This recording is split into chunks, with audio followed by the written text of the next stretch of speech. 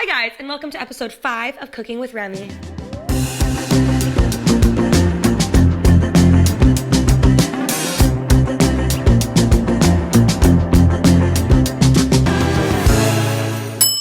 get cooking. Hello everyone, I've missed you so much. I apologize for the delay in the episodes of Cooking with Remy. Life has gotten in the way. I've been very busy, but I am back and better than ever. Don't worry, tons of new Cooking with Remy episodes are coming our way. We have obviously today's, my mom is coming on soon, we have friends planned, we have tons of things coming soon. Today we are tackling my personal favorite comfort foods. These are things that I make when I'm having a bad day, when I'm having a good day, whenever I just crave these things. I usually have one of the items at least like once a week or so. It's my favorite thing to make. They're super easy. They come together very quickly. We've got a vast array of recipes from like appetizers to dinners to desserts, things that I constantly go to that you can make for your friends, for your family, or just for yourself. Also, if you want all the written out recipes, they will be linked down below on cookingwithremy.com. Also, don't forget, we're constantly making new recipes and updating the website, so please go check it out because we put a lot of hard work into it. All right, I don't know about you guys, but I am super hungry and these are my favorite foods in the world, so let's get cooking.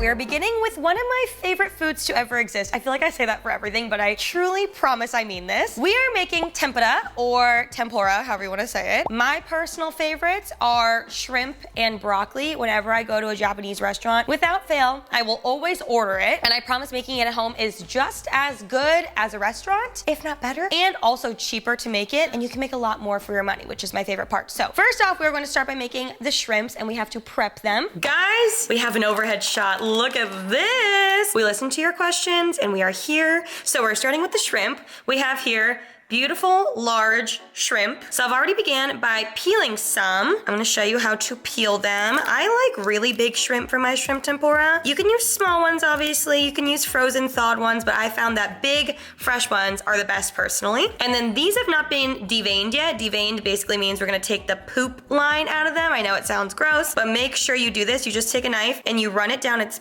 back like so. Be very careful. Open it up a bit and there should be a little intestinal tract inside. Sometimes they don't have them. Oh, here's some. Yuck. You just want to wash that out or take it out with your fingers. All right, so it's nice and clean like that. I'm just going to continue doing this with all my little shrimps. Oh, there's a good one. Yeah, yuck.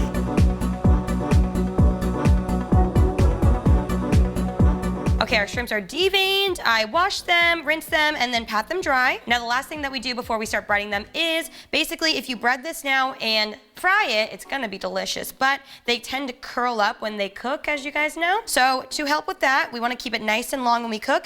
You're just gonna score the bottom of the shrimps a few times, and that's gonna break up the muscles and allow the shrimp to lay flat and stay flat when we cook it, like so. We're just gonna do that to the rest, and then we will start the breading process.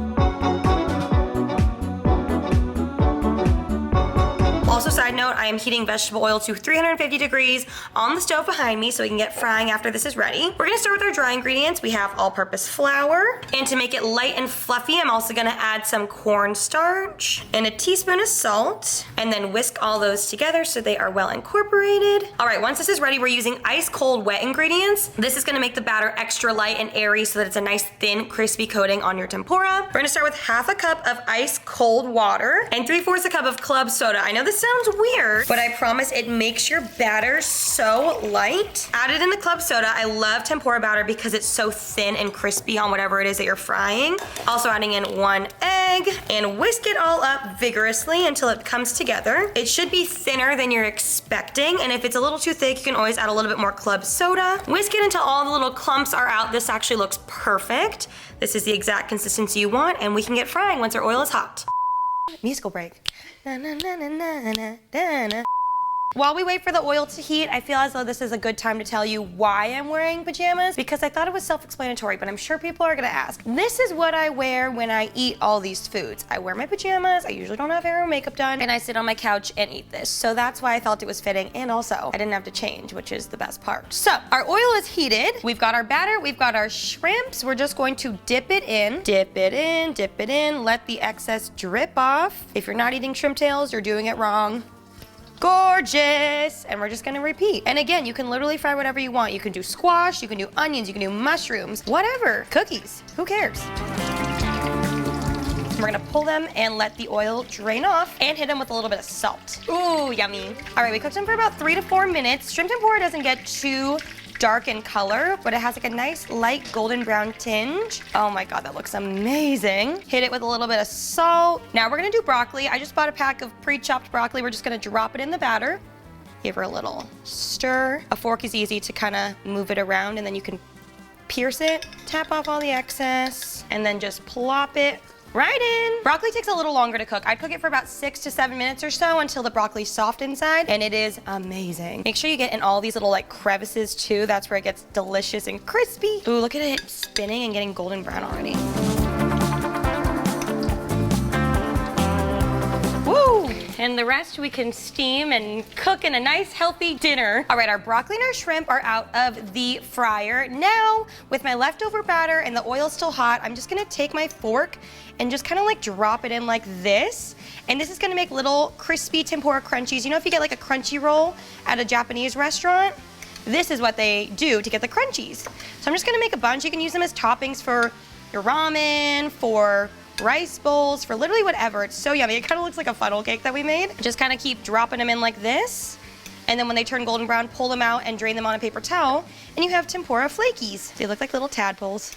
All right, our tempura is done. Of course, you can eat this alone as it is. It is the best appetizer, best meal. Eat it with some rice, some like sauce, whatever it is that you want. I already stuck a few pieces. If you can't tell, there are some shrimp missing, but I actually made this to go into another recipe, which I have everything laid out here, and we will begin now. Here we have a classic, that is ramen, a college dorm favorite, a drunk favorite, whatever it is. I eat this at all hours of the day. This is what I eat at least once a week. This is my personal favorite ramen to ever exist. I've tried at least 50 different types in my lifetime, and I always come back to this one. This is from the brand Nongshim, which if you're a Korean, you're very, very well aware of. So this one is like the normal Shin Ramyun, which is like the #1 selling ramen to ever exist, but this is the Shin Black. I love this one specifically because instead of coming with just your normal vegetable mix, which when it comes with this, you know it's good, you've got your spicy mix, so this is a spicier broth. It also comes with a third packet, which this is actually a beef bone broth packet. It's like bone broth. It just gives way more depth to the flavor, way more umami to the flavor, and I love it. So I add all 3 in. Feel free to use whatever ramen that you like. You can use this one, you can use top ramen. There's nothing wrong with top ramen. Sometimes I crave the chicken flavor and I go grab myself one of those. What matters most is what we put inside. I personally add pretty much whatever I can find in my fridge. So for right now, we've got some bok choy, just a nice green. I'll do cabbage, onions, spinach, whatever I have on hand. Green onions for garnish. Also, I'm a really big fish cake fan, so I love adding fish cake to mine. I always put at least 2 eggs in because as we all know, I'm an egg fanatic, and a ramen egg is truly my favorite egg ever. You can like pre-boil them if you want and throw them in, you know, like a soft-boiled egg. I personally just love to crack it right into the soup, let it absorb all the delicious flavors, and that's my favorite way to eat an egg. Obviously, adding in the tempura that we just made. I love adding tempura to my hot ramen. I like mushy food. I know that sounds weird. I love when the batter and the breading pulls apart in the soup and like creates this deliciousness inside. And last but not least, I always top with American cheese. I know this is random, but I heard that a lot of Korean people do this, and it is a game changer. Adding this cheese to your ramen, it's just like the juxtaposition between the creamy cheese and the hot spicy broth is amazing together. It's like creamy and delicious and luscious, and I'm obsessed. So I add a slice on top and it melts and it's so good. I'm gonna boil my water. I'm just gonna prep the ramen like the packaging says, and then I will catch up with you very soon. All right, here we have the items that I need to chop. We've got green onions, bok choy, my fish cake. Now I'm gonna be honest, I thought about maybe making this pretty and steaming it for, you know, the pictures and the video, but if I'm being completely honest, when I make this at home, I simply chop off the bottom, and if I was making this for myself, I would just cut it into thirds and throw it in the pot. So that's what I'm gonna do for you guys today. For the fish cake, I'd eat like half or so I just cut it in half, and then I like to cut it into thin little strips. If you've never had fish cake before, it is a bit of a chewy texture. I personally am a big fan, but I do understand it's an acquired taste. And then for green onions, I would just chop them like this and use them as a garnish.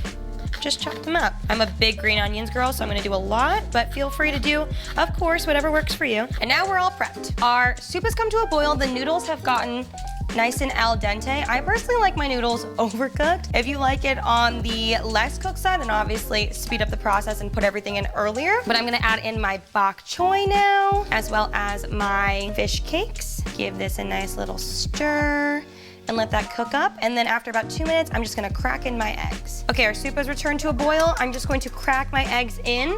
This is just kind of poaching them in a way, but I am obsessed with how they come out. I like my yolks to be soft still.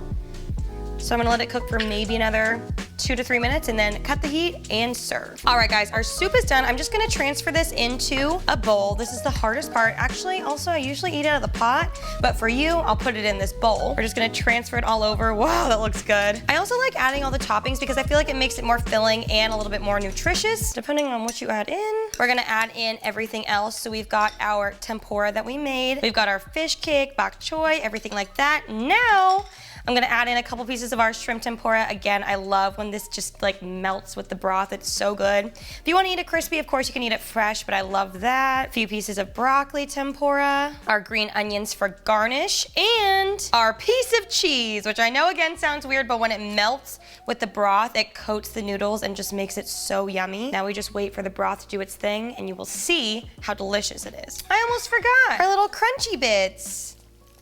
Ooh la la. All right, it's been like a minute or so. Our cheese has, do you see that? When you just kind of stir it up, it coats the noodles so well. Ooh-hoo, she's steamy. I usually like to mix the cheese in. Oh my God, it smells so good. Time to taste test. Also, just so you know, I'm very particular about what I eat my ramen with. I love these specific chopsticks and this specific spoon. They're all from Amazon along with the bowl, so I'll link them down below if you guys want, but it just makes the experience that much better. Taste test. They're very hot. You gotta slurp also.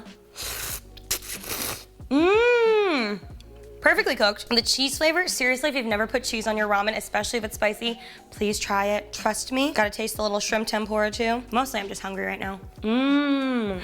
Mmm. All right, I'm gonna eat my lunch and then let's move on to some cookies. All right, guys, I just finished some of that ramen. I'm feeling warm and cozy and fuzzy inside my soul. Now it is time to make recipe number 2, which is chocolate chip cookies. A very simple recipe, but there are about 10 million different takes on this, obviously. In quarantine, I became quite the baker and I perfected my favorite chocolate chip cookie recipe. I am personally a cakey cookie fan, so these are really thick cakey cookies. If you are a crispy cookie fan, then this recipe is not for you. But if you are a cakey cookie lover like myself, try this out. Thank me later. I'm using a stand mixer for this. You don't need it. It just makes your life a little bit easier. You can do it by hand. You can use a hand mixer, whatever works. I'm starting by cubing my butter. I have a cup of butter, which is basically 2 sticks. I particularly love my recipe because, I don't know about you guys, but when a recipe calls for softened butter, softened cream cheese, softened whatever, I never have that and I always forget to set things out. So this one's great because you literally just use cold butter straight from the fridge. You can make it immediately and it comes together really, really quickly. So we got our cold cube butter. I'm just gonna throw it into our stand mixer. Now we're gonna add in our sugars. This is like the base for pretty much every chocolate chip cookie dough recipe. I'm gonna use regular white sugar and then I'm using a mixture of both light brown and dark brown sugar. You can use all dark brown sugar you want or all light brown sugar. I like the mix personally. The dark brown sugar adds some nice like molasses sweet caramelized flavor and the light brown sugar is obviously just like a little bit lighter. So I mix them all and you're just gonna throw them in. Dark brown sugar, light brown sugar, and regular sugar. Now we're just going to turn the mixer on. You're gonna cream this together for about 2 to 3 minutes on medium speed until it comes together all nice and smooth. All right, once it's done, it should be this nice, crumbly, soft, delicious smelling mixture. It should look something like this. And now we're gonna add in our extracts. For this, I like to use 2 different extracts. We have regular vanilla extract, of course, tried and true, love it. But I also found this natural yellow cake extract online. I'll link it down below for you guys. They have like brownie batter, banana, cherry, all these amazing ones. And I've been loving putting this in pretty much everything that I do. It's not a necessity, but it really does elevate the flavor and I love the smell. Add a little vanilla extract. I always eyeball this, but if you don't trust yourself, totally measure it out. A little bit of the yellow cake. It smells like vanilla goodness. Oh, so good. We're also gonna crack in 2 eggs. 1, 2, Ooh, yeah. And my secret ingredient, I'm gonna add 2 tablespoons of corn syrup. I know it sounds kind of weird, but I promise it makes the cookies extra caramely and have like a nice crispy outside. So I add this in. Now we blend it again until smooth and creamy. Now that the wet ingredients have come together, we're gonna add in our dry ingredients. So I have here both all-purpose flour and cake flour. If you can't find cake flour, no worries, you can use all-purpose if you'd like. I personally like using cake flour though because it makes them a lot more puffy and it gives that cakey texture that I love, but use whatever you have. I'm just gonna dump it all in. So we've got all-purpose, cake flour, and lastly we've got baking soda, baking powder, and salt. We are going to put that in place and then blend it until it all comes together. Gorgeous, there she goes. Ooh, that is it.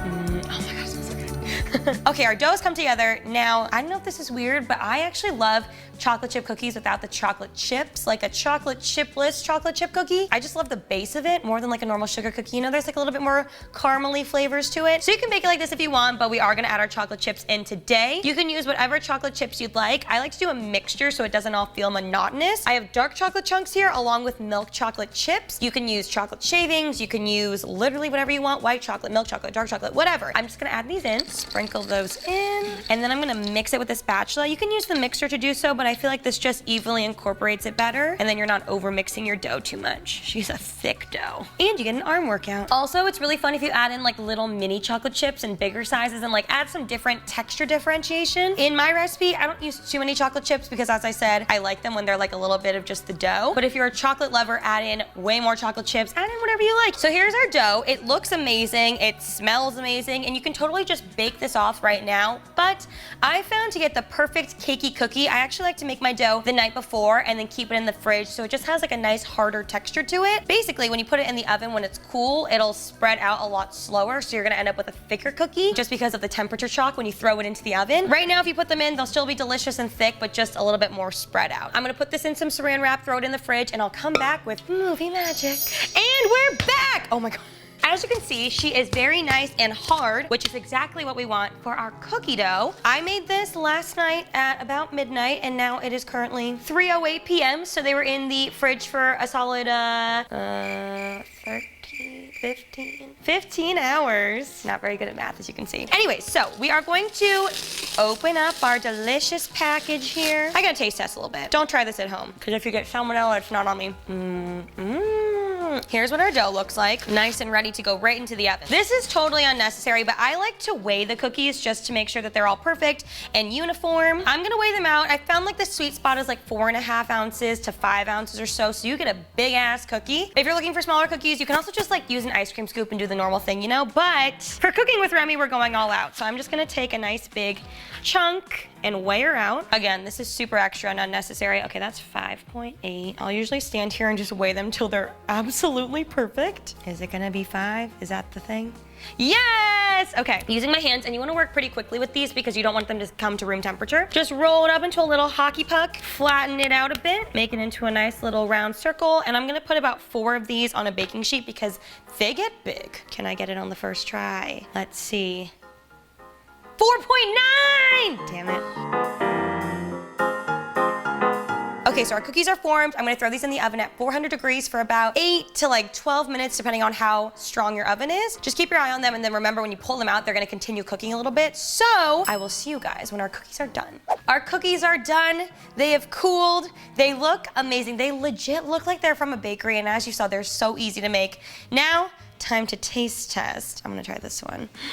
They're like soft and doughy on the inside and crispy on the outside. They have the most beautiful caramelized bottoms. Bottoms up. Oh. Wow. Look how doughy it is on the inside. Wow. Oh my God. Oh my God. I want another one. So good.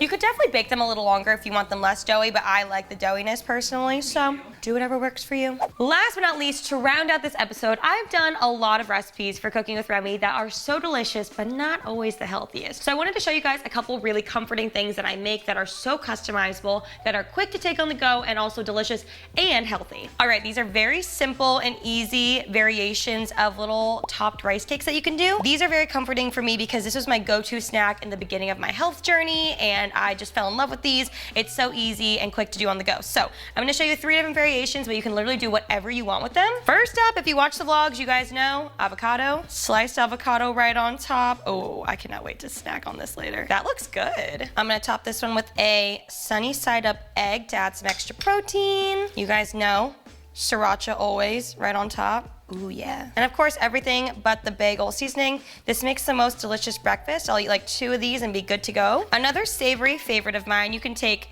cream cheese. I like this garlic spread. It's basically just like garlic and olive oil mixed together. It's so yummy. A thick slice of heirloom tomatoes, and they're in season right now and so delicious. Also, always salt your tomatoes, some flaky salt on top, and some fresh cracked black pepper right on top. And last but not least, for a sweet one, we've got tried and true Nutella. You can use whatever sort of chocolate you like. You can do almond butter, whatever works, but I'm a Nutella fan. And some banana slices. And last but not least, a little bit of cinnamon. There you go. Super easy. You can take them on the go and bring me lots of comfort.